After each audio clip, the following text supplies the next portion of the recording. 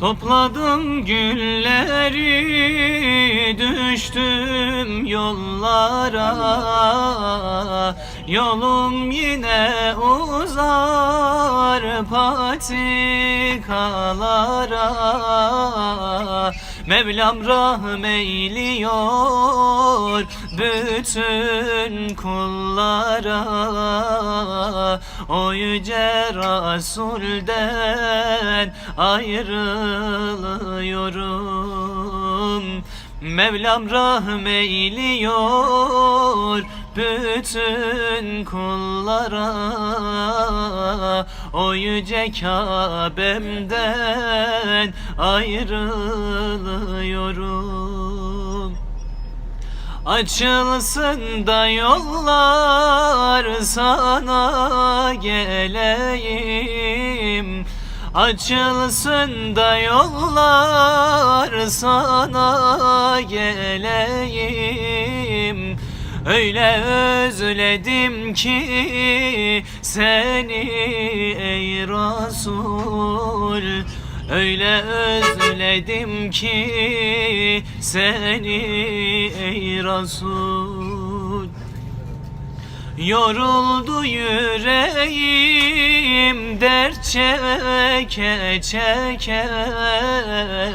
Kurudu gözlerim yaş döke döke.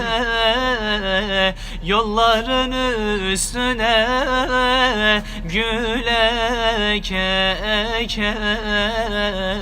O yüce Rasul'den ayrılıyorum.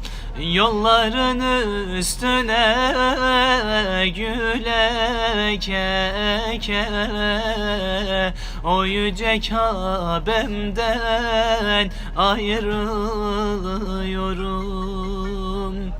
Açılsın da yollar, sana geleyim.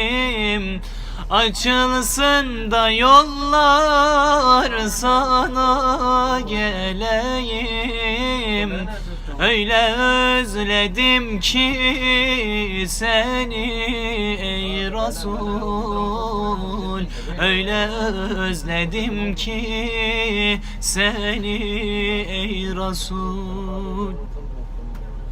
Bu yolun sonunda Medine vardır. Hasreti gönlümde yanar yıllardır.